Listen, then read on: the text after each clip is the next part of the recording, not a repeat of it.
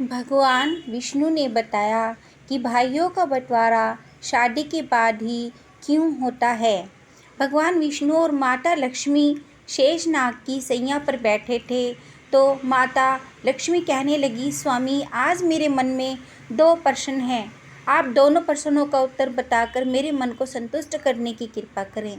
तब विष्णु भगवान कहते हैं कि हे प्रिय, तुम अपने दोनों प्रश्न बताओ, मैं तुम्हारे दोनों प्रश्नों के उत्तर देकर संतुष्ट करने का प्रयास करूँगा। तब माता लक्ष्मी कहती हैं, स्वामी मेरा पहला प्रश्न है कि शादी के बाद ही भाइयों के बीच में बंटवारा क्यों होता है। दूसरा प्रश्न है कि शादी के बाद भाई को बहन क्यों बुरी लगने लगती है।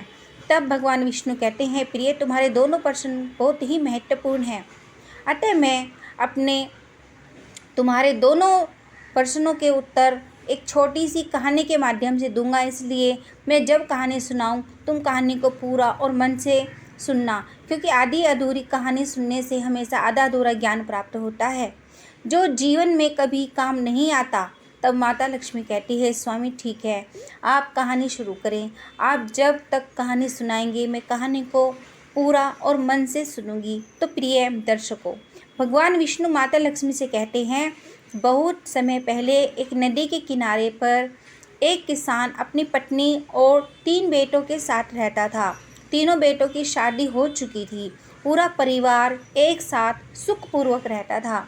एक दिन एक किसान की पत्नी ने अपने बेटे से कहा, बेटा यह ज़मीन और जंगल तुम्हारे पिता के बड़े परिश्रम का फल है।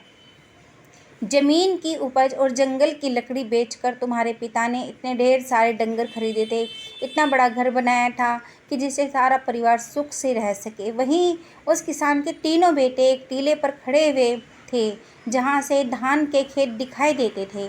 वहीं फसल काटने की तैयारी और पके धान की बालियाँ खेतों में लहरा रही थी। वहीं किसान का सबसे छोटा बेटा अपनी माँ से कहता है, माँ ठीक है, ठीक कहती हैं आप, मुझे पिताजी के साथ सुबह अपने खेतों में जाना बहुत अच्छा लगता है। मुझे आज भी याद है। भगवान विष्णु कहते हैं कि हे प्रिय, किसान का सबसे छोटा बेटा जो उसका नाम रामू था, रामू आगे कहता है, मुझे खलिहान में काम करना बहुत अच्छा लगता है। वहीं रामू जो था अपने पिता की तरह खेती बाड़ी किया करता था। उसे कड़ी मेहनत करनी पड़ती थी, मज़दूरों को संभालना, उपज को इकट्ठा करना, उसके लिए सही खरीदार ढूंढना, यह सारे कार्य उस किसान के सबसे छोटे बेटे यानी रामू को करने पड़ते थे। वहीं किसान के 2 बड़े बेटे, एक का नाम सोहन था, दूसरे का नाम श्याम था। सबसे बड़ा सोहन ज्योतिष का काम करके खूब सारा धन कमाता था। वहीं दूसरे नंबर का जो श्याम नाम का बेटा था, बहुत ही बड़ा व्यापारी था और बहुत ज़्यादा पैसे कमाता था। वहीं पूरे परिवार के बीच में खुशी की एक लहर थी। किसी प्रकार का परिवार में कोई कष्ट नहीं था। उसके बाद में किसान एक दिन बीमार पड़ गया तथा फिर उसने अपनी पत्नी को बुलाया और कहा, मेरा अंतिम समय आ गया है, बस तुम मुझे एक वचन दो कि मेरे बच्चों के बीच में कभी ज़मीन जायदाद का बंटवारा ना होने देना। मैं यह चाहता हूँ कि हमारे तीनों बच्चे जीवन भर मिलजुल कर रहें, किसी के बीच में कोई भेदभाव उत्पन्न ना हो, क्योंकि जिस घर की एकता भंग हो जाती है वह घर पूरी तरह बिखर जाता है। भगवान विष्णु कहते हैं, प्रिय, वहीं किसान की पत्नी उस किसान को वचन देती है और वचन देते ही उस किसान की मृत्यु हो जाती है। वहीं समय धीरे धीरे गुजरता गया। फिर एक दिन जब किसान की पत्नी ने अपने तीनों बच्चों को बुलाया और कहा, बेटे, मैं तुमसे एक वचन लेना चाहती हूँ कि तुम्हारे पिता की अंतिम इच्छा थी कि तुम्हारे बीच में कभी भी ज़मीन जायदाद का बंटवारा नहीं होगा। तुम तीनों भाई और तीनों बहुएं हमेशा घर में मिलजुल कर के जीवन यापन करोगे, क्योंकि जिस घर की एकता टूट जाती है वह घर कभी उन्नत नहीं हो पाता है। वहीं किसान की पत्नी बात को सुनकर तीनों बेटों को कहने लगे, हे माँ, जैसा आप चाहते हो, पिताजी की जैसी इच्छा है उनकी इच्छा के विरुद्ध कभी नहीं जाएंगे और तीनों भाई हमेशा प्रेम से रहेंगे। फिर अपने बेटों की बात को सुन कर के माँ को बहुत खुशी हुई। वहीं जो सबसे बड़ा बेटा जिसका नाम सोहन था, वह ज्योतिष में बहुत ज़्यादा निपुण था, इसलिए आसपास के लोग उस सोहन से कई मामलों में राय लेने आते थे। तो सोहन का गुजारा बढ़िया तरीके से हो जाता था। वहीं दूसरे नंबर का बेटा जिसका नाम श्याम था, वह भी एक बड़ा व्यापारी था, उसकी भी कमाई ठीक ठाक हो जाती थी। वहीं सबसे बड़ी मुश्किल यह थी कि किसान का जो सबसे छोटा बेटा था जिसका नाम रामू था, वह कड़ी मशक्क़त करता था, बहुत मेहनत करता था, सुबह से लेकर शाम तक खेतों में लगा रहता था, फिर भी उतनी कमाई नहीं कर पाता था जितनी कमाई दोनों बड़े भाई करते थे। समय धीरे धीरे गुजरता गया। वहीं किसान के दो बड़े बेटे जो ठीक ठाक कमाई करते थे, वे अपने पिता को दिया हुआ वचन भूल जाते हैं और अपनी पत्नियों के साथ ऐशो आराम का जीवन व्यतीत करने लगते हैं। वहीं जब किसान के दो बड़े बेटों की बहुएं ऐशो आराम का जीवन जीती हैं और जो सबसे छोटा बेटा था रामू, उसकी पत्नी घर पर ही काम किया करती थी। उसे घूमने को नहीं मिलता था, उसे शौक करने के लिए नहीं मिलता था। वहीं जब वह अपने जेठ और जेठानी को देखती थी, उसका हृदय दुखी होता था।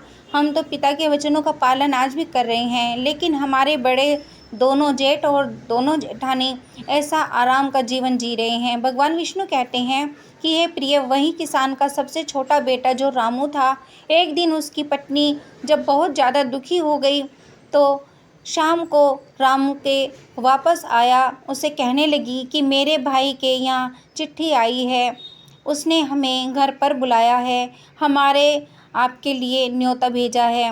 कुछ दिनों पहले ही हमारे भाई ने अपना घर बनाया था, उससे गृह प्रवेश होना है। वह यह चाहता है कि हम दोनों कुछ दिन के लिए उनके पास रहें। वहीं अपनी पत्नी की बात को सुन के किसान का छोटा बेटा बोलता है, खेती में बहुत काम करना पड़ता है, मेरे पास में इतना समय नहीं है कि तुम्हारे साथ मैं तुम्हारे मायके जा सकूं। यदि मैं तुम्हारे साथ मायके चलूँगा तो खेती का काम खराब हो जाएगा। वहीं पत्नी तमतमाकर कहने लगी कि ठीक है, हम जीवन भर इसी घर में पड़े रहेंगे, हमारा मन की कोई इच्छा नहीं है। वहीं पत्नी को गुस्से में देख करके किसान का छोटा लड़का कहने लगा, ठीक है, मैं ऐसा करता हूँ, तुम्हारे जाने का इंतज़ाम कर देता हूँ, पर मैं नहीं जा पाऊँगा। उसकी पत्नी कहने लगी, यह या तो हम दोनों साथ में जाएंगे वरना कोई नहीं जाएगा। वहीं पत्नी की बात को सुनकर के फिर रामू कहने लगा, ठीक है, जैसे तुम्हारी मर्जी, जाना है तो जाओ, नहीं जाना है तो मत जाओ। भगवान विष्णु कहते हैं, प्रिय, वहीं किसान के सबसे छोटे बेटे की बहू अपने दोनों बड़े जेठ और जेठानी का नज़ारा देख करके पहले से ही छिड़ी हुई थी कि महीने भर आराम करते हैं और ऐशो आराम का जीवन जी रहे हैं। फिर ऐसा सोचकर वे रामू से कहने लगी, क्या हमने घर के सभी काम करने का ठेका लिया है? घर में खेती और काम हम दोनों मिलकर करते हैं और आपके दोनों बड़े भाई आपकी भाभियों के साथ में मौज मस्ती करते हैं। क्या आपने कभी सोचा है कि मेरा भी मन करता है हम भी शौक शान का जीवन जिए, जब उनको अपना अपना ही करना है, हम दोनों की कोई फिक्र ही नहीं है, वे दोनों बाहर रहकर मौज मस्ती का जीवन जी रहे हैं और हम दोनों को घर का और खेती का सारा कार्य करना पड़ता है। वो तो अपनी पत्नियों के साथ में चारों ओर घूमने चले जाते हैं और मैं हमेशा इस घर में ही पड़ी रहती हूँ। आप बताओ, क्या यह अन्याय नहीं है? भगवान विष्णु आगे कहते हैं कि हे प्रिय, फिर तो अपनी पत्नी की बात को सुन कर के रामू की नींद खुल गई और फिर उसकी पत्नी आगे कहने लगी, अब तुम मेरी एक बात सुनो, जायदाद के बंटवारे की बात चलाइए ताकि हम लोग अलग रहें। यही हम अलग रहेंगे तो हमको भी घूमने को के लिए अच्छा समय मिलेगा। फिर इस प्रकार अपनी पत्नी की बात को सुन करके रामू को लगा उसकी पत्नी सही कह रही है, मेरा काम मेरे भाई के काम से ज़्यादा महत्वपूर्ण है। मेरी ही वजह से वे दोनों इतने ठाठ से और आराम से जीवन जीते हैं। मैं और मेरी पत्नी नौकरों की तरह इस घर में लगे रहते हैं। वहीं एक रोज़ जब सभी भाई घर में खाना खा रहे थे तो किसान के सबसे छोटे बेटे ने अपनी माँ और भाइयों से कहा कि उसे जायदाद में उसका हिस्सा चाहिए, अब वह शामिल नहीं रहेगा। वहीं अपने सबसे छोटे बेटे की बात सुनकर माँ को बड़ा धक्का लगा। उसने कहा, तुम्हारे पिता चाहते थे कि तुम सब मिलजुल कर होकर रहो। वहीं सबसे छोटा बेटा कहने लगा, माँ, मैं शामिल नहीं रह सकता हूँ। फिर तो और दोनों भाइयों ने भी हामी भर दी और कहा, ठीक है, जायदाद का बंटवारा हो जाना चाहिए। वहीं ज़मीन जायदाद के सभी कागज़ जिनके आधार पर बंटवारा होना था तैयार किए जाते हैं। वहीं बंटवारा होने से पहले किसान की पत्नी अपने तीनों बेटों से कहती है कि बंटवारा बाद में होगा, हमारे घर की परंपरा है। कोई भी कार्य करने से पहले सबसे पहले भगवान जगन्नाथ के दर्शन अवश्य करने चाहिए। वहीं अपनी माँ की बात सुनकर के सभी बेटे तैयार हो जाते हैं। तो माँ की बात मानकर अगले दिन सभी बेटे अपनी पत्नियों और माँ के साथ में यात्रा पर निकल पड़ते हैं। वहीं मंदिर में दर्शन करने के बाद में जब सभी भाई वापस लौट रहे हैं तो उनकी माँ ने कहा, बच्चों, मैं बहुत थक गई हूँ और मुझे बहुत तेज़ भूख लग रही है। आप सभी भी भूखे होंगे और बहुओं को भी भूख लग रही होगी। चलो एक काम करते हैं, किसी ठीक स्थान पर बैठ कर के कुछ खाना खा लेते हैं। वहीं गांव के बाहर की एक पुराना मंदिर था, पास में ही खाने की दुकान थी। वहीं जब सभी परिवार खाना खाने की तैयारी करने लगे तो माँ ने कहा, बेटा, हम लोग खाना खाने के लिए जा रहे हैं, मगर रुपयों की थैली जो थी वह तो मैं कहीं भूल आई हूँ। अब यहाँ से घर तक जाने के लिए हमें काफ़ी पैसा चाहिए और यहाँ खाना खाने के लिए भी हमें पैसा चाहिए।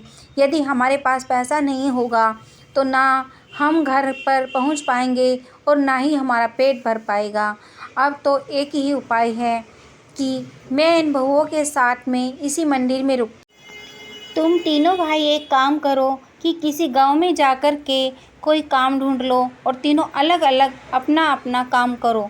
तुम जो भी कुछ काम कर लाओगे उन्हीं पैसों से हम कुछ खा पाएंगे और यहाँ से घर पहुँच पाएंगे। वहीं तीनों बेटों ने अपनी माँ की राय मान ली और तीनों भाई अलग अलग दिशाओं में पैसा कमाने के लिए निकल पड़े। चलते चलते किसान का बेटा रामू जब वह कुछ आगे पहुंचा तो एक ऐसे स्थान पर पहुंच गया जहां किसी गंभीर समस्या की बात आपस में लोग कर रहे थे। रामू ने पूछा, आप लोग कैसे उदास हैं और क्या बात कर रहे हैं? क्या मैं आपकी कुछ मदद कर सकता हूँ? वहीं रास्ते में खड़े लोग कहने लगे कि ज़मीन के एक हिस्से में सदा ही पानी जमाव बना रहता है और हम इसे कुछ भी उगा नहीं पाते हैं। फिर भी हमें राजा को इसका लगान देना पड़ता है। अब हम क्या करें, हमारी समझ में नहीं आता है। वही हम बात सुनकर किसान का सबसे छोटा बेटा रामू कहता है, वह कहने लगा, अगर आपको धन उगाने की तरकीब बताऊं तो मुझे क्या मिलेगा? वहीं वह राहगीर कहने लगे, यदि तुम हमें इस जगह पर धान उगाने की तरकीब बताओगे तो हम तुम्हें चांदी की 200 मुद्राएं भेंट करेंगे। वहीं जो रामू था बहुत ही निपुण किसान था। फिर वह लोगों से कहने लगा कि गोबर और मिट्टी को मिलाकर के इसके गोले बना के इनमें गीला और नरम रखो। फिर हर गोले में बीज डाल दो और उन्हें सूखने दो। वही गोले बहुत ध्यान से रामू की बात सुन रहे थे। फिर उन्होंने पूछा कि गोलों का क्या करें? रामू कहने लगा कि इन गोलों को इस ज़मीन में डाल दो। गोले ज़मीन में धंस जाएंगे और बीज भी फूट जाएगा। वहीं जब गांव वालों ने रामू के द्वारा बताए गए उपाय का पालन किया तो वो बंजर ज़मीन में बीज अंकुरित हो गए।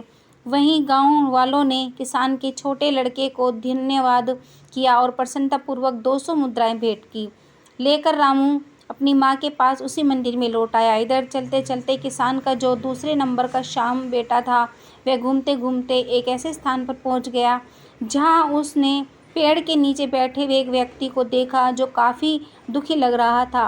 वहीं श्याम ने पूछा, आपको किस बात की चिंता है? आप उदास दिखते हैं। क्या मैं तुम्हारे किसी काम आ सकता हूँ? तो वह राहगीर कहने लगा कि हम 4 भाई हैं। मृत्यु से पहले हमारे पिता ने अपनी सारी संपत्ति हम चारों में बांट दी थी, लेकिन एक काली बिल्ली थी जिसे बांटना बहुत मुश्किल था।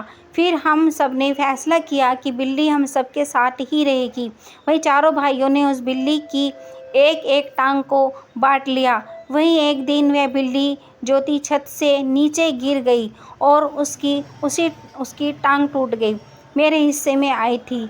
वहीं मैंने बिल्ली की उस जख्मी टांग पर तेल लगाकर उस पर पट्टी बांध दी। वहीं उस बिल्ली को आँच अच्छी लगती थी, लेकिन वह चूल्हे के पास जाकर के फिर सो गई। वहीं जैसे ही बिल्ली सो गई, चूल्हे से एक चिंगारी निकल गई, उस तेलने लगी और कपड़े में लग गई। उसने आग पकड़ ली और वही बिल्ली वहाँ से भागी जो आसपास के घरों में आग लग गई। और जब सब कुछ जलकर राख हो गया, पड़ोसी ने सारा दोष मेरे सर पर मार दिया। बिल्ली की जिस टांग से आग लगी थी वह टांग मेरे हिस्से में थी। वही फैसला जब पंचायत ने पहुंचाया तो पंचों ने कहा कि जिस टांग की वजह से आग लगी है मेरे हिस्से की थी, इसलिए पूरा नुकसान मुझे ही पूरा करना होगा। मेरे पास सबको देने लायक पैसे नहीं हैं। अब मैं क्या करूं? इसलिए बड़ा ही चिंता में बैठा हुआ हूँ। वहीं उस व्यक्ति की बात सुनकर के किसान के दूसरे नंबर का बेटा, जिसका नाम श्याम था, वह कहने लगा, तुम चिंता मत करो, यदि तुम्हारी समस्या का समाधान कर दूं तो मुझे क्या दोगे? वह राहगीर कहने लगा, यदि तुम मेरी समस्या का समाधान कर दोगे तो मैं तुम्हें सोने के 400 सिक्के दूंगा। वही शर्त मंजूर हो जाने के बाद वह किसान का लड़का कहने लगा, ठीक है, तुम जाओ और अपनी पड़ोसियों और गांव के बड़े बूढ़ों को जमा करो, मैं शीघ्र ही मिलता हूँ। वहीं किसान के बेटे को बात को सुनकर वह राहगीर जो था अपने गांव के सभी व्यक्तियों को बुला लाया और वहां पर भीड़ जमा हो गई। वहीं सबकी बात सुनने के बाद में किसान का बेटा श्याम कहने लगा कि यह सच है, सारा नुकसान बिल्ली ने किया है, और यह भी सच है कि जो टांग इसके हिस्से में थी वह टांग जख्मी थी और उस पर तेल लगाना पड़ा। तेल लगाने की वजह से ये सच है कि आप लोग भी जानते हैं कि बिल्ली के भागने की वजह से ही सब घरों में आग लगी है। मगर एक बात आपने नहीं सोची कि बिल्ली अपनी कभी भी जख्मी टांग से नहीं भाग सकती है। जो बिल्ली की टांग टूट चुकी थी वह तो किसी काम की थी ही नहीं। बिल्ली केवल अपने सही टांगों से भागी थी, जिसकी वजह से चारों ओर आग लगी। अब आप ही बताओ, बिल्ली की टूटी हुई टांग का दोष है या जो टांगें सही थी उनका दोष है? वहीं शाम की बुद्धि ने जब गांव वालों को अचंभे में डाल दिया और सभी ने हामी पर अपना सर हिला दिया। वहीं फैसला हुआ कि 3 टांगें जो सही थी उनके मालिक को ही हर्जाना भरना पड़ेगा। तो जख्मी टांग का मालिक बहुत ही खुश हुआ और वादे के मुताबिक उसने शाम को 400 मुद्राएं भेंट की। वहीं किसान का दूसरा बेटा 400 सोने के सिक्के लेकर के अपनी माँ के पास में मंदिर लौट आया। वहीं किसान का सबसे बड़ा बेटा, जिसका नाम सोहन था, वह भी कमाई करने के लिए गया था, मगर वह चलते चलते एक ऐसे घर में पहुंचा जहां से रोने की आवाज़ें आ रही थी। वह घर पर पहुंचा और बड़ा उसके बाहर के एक पहरेदार खड़ा था। वहीं किसान का बड़ा बेटा सोचने लगा कि आलीशान घर में रहने वाला कोई व्यक्ति क्यों रो रहा है, आखिर इसकी समस्या क्या है। वहीं जब किसान का बड़ा बेटा आगे बढ़ता है और पहरेदार से पूछता है, महोदया एक बात बताओ, इस घर में रोने की आवाज़ क्यों आ रही है? फिर तो उस किसान के बेटे की बात को सुन कर के पहरेदार कहने लगा, आप अंदर चलिए, आप स्वयं ही पूछ लीजिए। वहीं किसान का बेटा जब अंदर गया कहने लगा कि आपको क्या कष्ट है, आप क्यों रो रहे हैं, आप मुझे बताओ, क्या मैं आपकी कोई सहायता कर सकता हूँ? अब भगवान विष्णु कहते हैं कि हे प्रिय, वे रोने वाला व्यक्ति किसान के बड़े बेटे से कहने लगा, अरे भाई, राजा लोग भी अजीब सनकी होते हैं। हमारे राजा ने मुझे एक हाथी का वजन पता करने के लिए कहा था। अगर मैं ऐसा नहीं कर सका तो राजा मेरा सिर धड़ से अलग करवा देगा। इतना कह करके फिर वह मंत्री जो था एकदम से रोने लगा। वहीं उस मंत्री की बात को सुनकर किसान का बड़ा बेटा, जिसका नाम सोहन था, वह कहने लगा, तुम चिंता मत करो, यदि मैं तुम्हें हाथी का वजन पता लगाने में सहायता करूं तो तुम क्या पुरस्कार दोगे? वही मंत्री कहने लगा, यदि मुझे इस हाथी का वजन पता करवा दोगे तो मैं तुम्हें 1000 सोने की मुद्राएं दूंगा। फिर जो शर्त मंजूर होने के बाद में किसान के बड़े लड़के ने उस मंत्री से कहा कि मुझे हाथी के पास ले चलो, और फिर वह जब हाथी के पास पहुंच गया तो उस मंत्री से कहने लगा कि इस हाथी को एक नदी के पास ले चलो जहां पर काफ़ी नौकाएं हों। किसान के लड़के ने कहा, उसके मुताबिक जब वह मंत्री हाथी को नदी के किनारे ले गया तो किसान के लड़के ने नाव वाले से कहा कि इस हाथी को नाव में खड़ा करें। वहीं नाव वाले ने जैसे ही हाथी को नाव में खड़ा किया तो नाव जो थी पानी में धंसने लगी, और जब धंसना रुक गई तो किसान का लड़का कहने लगा, जहाँ पर नाव रुकी है वहीं पर निशान लगाओ और फिर इस हाथी को इस नाव से उतार लो। वहीं किसान के लड़के की बात सुनकर के नाव जहाँ रुकी थी वहाँ पर निशान लगा दिया और उस हाथी को नौका से बाहर निकाल लिया। वहीं पुनः किसान का लड़का कहने लगा, जब इस नाव में इतने पत्थर भरो कि जब तक यह नौका उसी निशान तक ना पहुंच जाए। फिर किसान के लड़के की बात को सुनकर के सभी ने बड़े बड़े पत्थरों से उस नाव को भर दिया और जब नाव उस निशान तक पहुंच गई जहां पर हाथी के वजन से पहले रुकी थी, तो फिर किसान के लड़के ने कहा, अब पत्थर डालना बंद करो और इस नाव में से पत्थर निकाल लो और इस तरह तोलो। जितना इसका वजन है पत्थरों का उतना ही वजन हाथी का होगा। भगवान विष्णु कहते हैं, प्रिय, यह मंत्री जी था। इस प्रकार अपने हाथी का वजन जानकर बहुत खुश हुआ। शर्त के मुताबिक उसने किसान के बेटे को सोहन को 1000 स्वर्ण मुद्राएं भेंट की। वहीं सोहन उन मुद्राओं को लेकर अपनी माँ के पास उसी मंदिर में लौट आया। इस प्रकार सभी भाई जब धन कमा करके मंदिर में लौट आए तो सभी ने बड़े ही प्रेम से खाना खाया और दुकान वाले का इतना पैसा बना, तीनों भाइयों ने जो पैसा कमाया था वह सारा उस खाने में चला गया। केवल उनके पास में उतना ही पैसा बचा जिससे वह खर्च करके अपने घर वापस लौट सके। वहीं जब किसान की पत्नी अपने बच्चों और बहुओं को साथ में लेकर वापस आई तो उसने रुपये वाली थैली एकदम से निकाल करके अपने बेटों के सामने रख दी और कहा, मैंने जानबूझ करके इस थैली को छुपा लिया था ताकि मैं तुम्हें समझा सकूं कि एकता में कितनी शक्ति होती है, क्योंकि तुम तीनों भाइयों ने मिलकर के जो धन कमाया था उस धन को इकट्ठा करके ही हम लोगों को खाना मिला और बचे हुए पैसों से हम अपने घर आ सके। यदि तीनों भाई मिलकर के एक जगह कमाई एकत्रित नहीं करते तो आज हम ना पेट भर कर खाना खाते और ना ही वापस घर पे आ पाते। इसलिए हमेशा ध्यान रखना कि जब तक झाड़ू बंदी है तब तक उससे सफाई हो सकती है और जब उसकी सीख बिखर जाती है तो फिर झाड़ू किसी काम की नहीं रहती है। इस प्रकार जब तक तुम तीनों में एकता है, एकता का भाव रहेगा, जब तक इस घर की उन्नति होती रहेगी और जिस दिन बंटवारा हो गया उस दिन घर की उन्नति रुक जाएगी। इसलिए तुम्हारे पिताजी ने मरने से पहले मुझसे वचन लिया था कि मैं तीनों को अंदर कभी बंटवारा ना होने दूं। भगवान विष्णु कहते हैं कि हे प्रिय, इस प्रकार किसान की पत्नी की बातों को सुनकर के किसान के तीनों बेटे एक दूसरे के गले लग गए और भविष्य में कभी भी अलग ना होने का संकल्प लिया और यह वचन लिया कि तीनों बहुएं एक साथ रहेंगी, एक ही हिसाब से रहेंगी। तीनों भाई जो कमाएंगे उनको एक साथ एकत्रित करेंगे और फिर एक साथ बैठ कर के निर्णय करेंगे हमें क्या करना है और क्या नहीं करना है। किसी के साथ में कोई भेदभाव नहीं किया जाएगा। अब भगवान विष्णु कहते हैं कि हे प्रिय, तुम्हारा पहला प्रश्न था कि शादी के बाद ही भाइयों के बीच में बंटवारा क्यों होता है, तो समझ लो। अक्सर लोग कहते हैं कि घर में बंटवारा बहुओं की वजह से होता है, तो ऐसा नहीं है। बंटवारे की नौबत इसलिए आती है कि जब दो भाई ज़्यादा कमाते हैं और एक भाई कम कमाता है तो ज़्यादा कमाने वाले भाई अपनी पत्नी के साथ ऐशो आराम का जीवन जीना शुरू कर देते हैं और जो भाई कम कमाता है उसकी अहमियत नज़रों में कम कर देते हैं। वहीं जब कम कमाने वाला भाई की पत्नी यह सब अपनी आँखों से देखती है कि हम दोनों दिन रात मेहनत करते हैं फिर भी हम शौक़ नहीं पूरे कर पाते हैं, जबकि घर की जिम्मेदारी हम निभाते हैं, सबका सम्मान भी करते हैं, फिर भी हमारे जेठ हमसे राजसी ठाट बाट में हुक्म चलाते हैं और कभी घर के काम में हाथ नहीं बटाते हैं। बस यही बात है कि एक स्त्री को बुरी लगती है और फिर वह अपने पति से कहती है कि जब हम मेहनत मजदूरी करके ही रहना है तो साझे में क्यों रहे।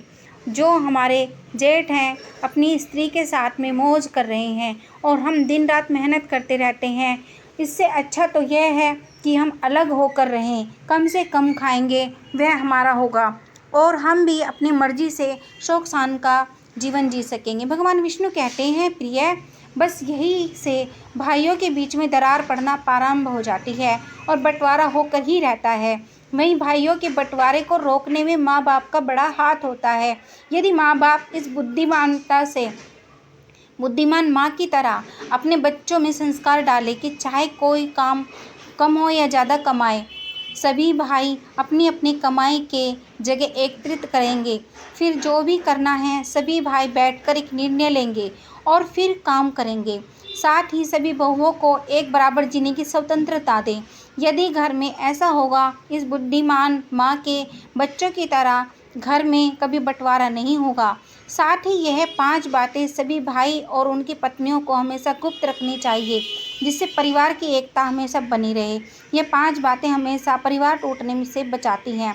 नंबर 1, यदि किसी भाई को कभी भी धन की हानि हो या उसका धन बर्बाद हो जाए तो यह बात को किसी अन्य को न बताएं। धन ऐसी चीज़ है जो इंसान का बल होता है, और जब हम लोगों को यह पता चल जाता है इनके पास में धन नहीं है तो वह आपका सम्मान करना बंद कर देते हैं और आपकी प्रतिष्ठा धूमिल कर देते हैं।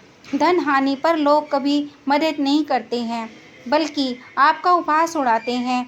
इसलिए धन का आना या धन का जाना दोनों ही हमेशा सभी भाइयों को खुद तक रखनी चाहिए, अपने परिवार तक रखनी चाहिए। कभी भी किसी भी भाई को अपने भाई की कोई धन की संबंधी बात किसी दूसरे के साथ साझा नहीं करनी चाहिए। नंबर 2, अपने भाई के दुख या राज की बातें कभी दूसरों को ना बताएं। ऐसा करने से आपके लिए घातक समस्या उत्पन्न होती है, क्योंकि जिस व्यक्ति को आप अपने बारे में अपनी राज बताने जा रहे हैं और यदि विपरीत परिस्थिति में आपकी उससे मित्रता टूट जाएगी तो वह आपके भाई की सारी राज की बातें चारों ओर सार्वजनिक कर देगा। वहीं लोगों के बीच में आप केवल हंसी के पात्र बन जाएंगे और फिर बाद में इस दुख से आपको दुखी रहने लगेंगे। इसलिए कभी भी अपने घर या परिवार की खुद की बातें किसी के सामने ना बताएं, चाहे वे कितने भी प्रिय मित्र क्यों ना हो। नंबर 3, किसी भी पुरुष को हमेशा अपने जीवन और घर की बातों को हमेशा अपने तक ही रखना चाहिए। खासकर पत्नी या उसके चरित्र के बारे में कभी किसी के बात नहीं करनी चाहिए। जो पुरुष स्त्री का सम्मान नहीं करता, उस पुरुष का समाज में कभी सम्मान नहीं होता। ऐसे पुरुष की प्रतिष्ठा हमेशा दांव पर रहती है। इसलिए अपने परिवार में सभी स्त्रियों का सम्मान करें। अपने परिवार की बातें कभी किसी को ना बताएं। नंबर 4, यदि कभी भी आपके भाई का कहीं अपमान हो जाए, यह बात कभी किसी के साथ में साझा ना करें, क्योंकि हर समय सम्मान बने रहे व्यक्ति को आगे बढ़ाता है। यदि जीवन में आपका या आपके भाई का कहीं अपमान हुआ हो तो कभी भी दूसरे के समक्ष नहीं जग जाहिर करना चाहिए, क्योंकि ऐसा करके आप अपना सम्मान स्वयं ही गिराने का कारण हैं।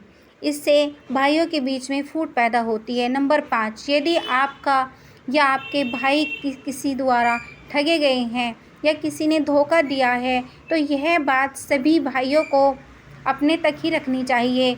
अपनी ही ठगी का जिक्र करने के मतलब है कि आप अपना मखौल खुद ही उड़ाते हैं। यदि आप ऐसा करेंगे तो लोग आपको मूर्ख समझेंगे। इसलिए कभी भी किसी भाई को ऐसा नहीं करना चाहिए। यदि आपके भाई को किसी ने धोखा दिया तो कभी भी परिवार की बातें दूसरों के सामने जाहिर ना करें। इससे भाइयों के बीच में फूट पैदा होती है। भगवान विष्णु कहते हैं कि हे प्रिय, वही तुम्हारा दूसरा प्रसन्नता का सादे के बाद में भाई को बहन क्यों बुरी लगती है। तो समझ लो, भाई बहन का रिश्ता दुनिया का सबसे अनोखा रिश्ता है। इस रिश्ते में तकरार है तो भरपूर प्यार भी है। जहाँ बहन हमेशा भाई का साथ देती है, वहीं भाई भी हमेशा बहन की रक्षा करता है। दोनों को एक दूसरे की परवाह होती है। शादी से पहले तक तो भाई बहन के बीच में सब कुछ बहुत अच्छा रहता है, लेकिन शादी के बाद इस रिश्ते में खटास आ जाती है।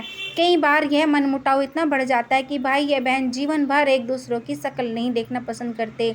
तो इसलिए समझ लो 5 कारणों में हमेशा भाई बहन के रिश्ते हमेशा के लिए खराब हो जाते हैं। नंबर 1, भाभी की नाराज़गी। भाई की शादी के बाद आपको अपनी माँ और भाई के अलावा अपने भाभी को भी उतना ही प्यार सम्मान देना चाहिए। अपनी भाभी को भी गलत कहने के बचें। भगवान विष्णु कहते हैं, कुछ बहनें तो ऐसी होती हैं उन्हें अपनी भाभी भी दुश्मन लगने लगती है। इससे भाभी नाराज़ हो सकती है और उनकी यह नाराज़गी भाई तक पहुंच जाएगी। भाई भले ही कुछ ना कह पाए, लेकिन वह आपसे थोड़ी दूरी अवश्य बना लेगा।